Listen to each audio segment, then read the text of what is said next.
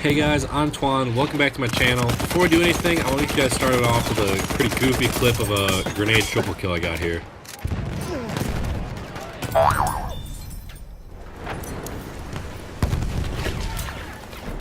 Alright, so what I have for you guys today is a laser gun in Battlefield 1, or at least as close to one you can get to in 1918, and that is the BAR Telescopic. This gun is insane at range. It literally shoots on a straight line as long as you have the bipod deployed.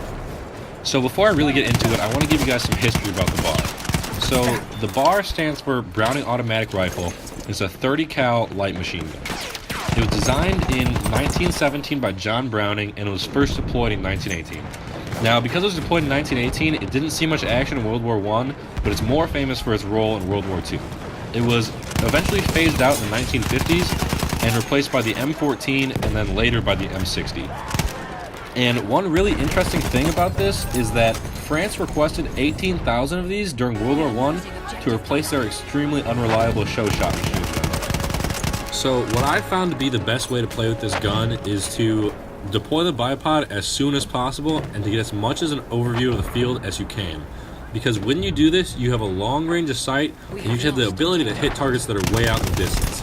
I've had a few instances where I can compete with snipers that are across the map with this gun. Now, I understand that it's impractical to always want to lay down the gun and use the bipod, but there's good news. With this gun, if you don't have the ability to lay down and deploy the bipod, it's still good. The only thing that I would recommend is to use burst fire. Now, there's no setting, obviously, so what you want to do is you want to shoot like 3 to 5 rounds and then ease off for a second. Because what happens is, if you hold down the full auto, obviously your crosshairs are going to expand. But if you do burst fire, it's going to stay relatively close to being on target.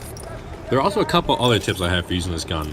Because it's a telescopic sight, it's also not the easiest thing to use in close distances, but what I found to help is that you need to set the scope zoom all the way down to 2. This will make it so it's not an insane zoom if you want to rush a position, but it's still zoomed in enough where you can hit some long range targets. The other thing is to make the recoil direction centered to the left. Now this is more of a personal thing because I found that when I drag my thumb down to fight the recoil, I tend to pull it a little bit to the right. So this could change for you. You may need to keep it centered, or you may want to make it go off to the right. But ultimately, you should personalize this because it will help you get more shots on target more often. Now, one of the definite cons that I've noticed for this gun is that, yes, it's got super accurate firing when the bipod's deployed, but it doesn't do you much good because sometimes you don't have enough to take on multiple enemies. And so what I mean by this is that this gun has a magazine size of 20. And for one enemy, that's plenty. For 2, you're starting to stretch it, but then 3 is pretty much impossible. And this is also one of the reasons that I recommend using burst fire because it helps conserve ammo so you're not just blowing through it super fast. I mean, yes, you are support and you do have the ammo packs, but still you want to reload as little as possible. But either way, you still have to reload after about every 2 kills. So reloading after every 2 kills is going to be a bit of a problem in close range encounters if you're by yourself. But overall, the way this gun's meant to be used, where you're out at range and you're supporting your team, you know, reloading after every 2 kills, maybe after 1 if you need to, won't be that big of a problem because you're going to be at the type of range where small arms fire, like the submachine guns, just will not be able to hit you, and your only real enemy is going to be the snipers, but most of the time you can keep them suppressed to where they can't hit you for shit.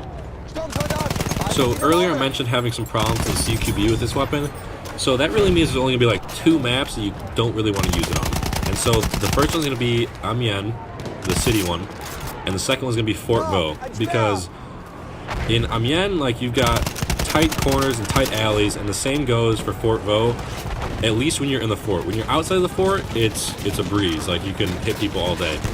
But those tight corners make it kind of rough, but usually if you hit them with the burst fire, it'll rise up right from the center of their chest up to their head, and the headshot damage on this gun is insane just because it's the BAR. Other than those 2 maps, you're going to have pretty much free reign to use this gun whenever, especially in the operations, because those are wide open with huge expanses of open field and you can absolutely mow people down in them. For instance, pretty much all this gameplay I have, actually I think all this gameplay I have, is on Ballroom Blitz, and this map was perfect for it, because what you have is you have a couple entrenched positions looking over long expanses of open field.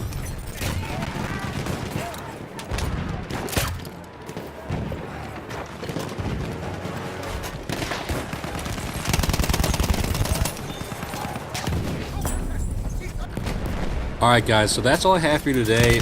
Let me know what you think in the comments down below. If you agree with me that this gun's an absolute laser, or if you disagree and you think there's something better out there, let me know.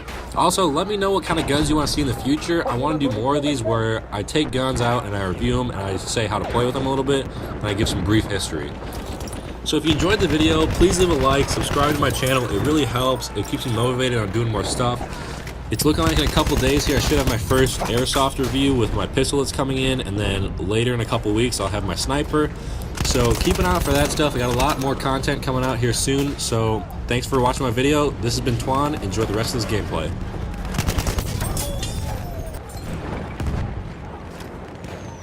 Melde feindlichen Sturmsoldaten.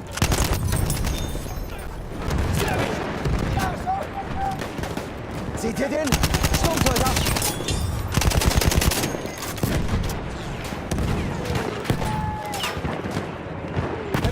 Seid vorsichtig!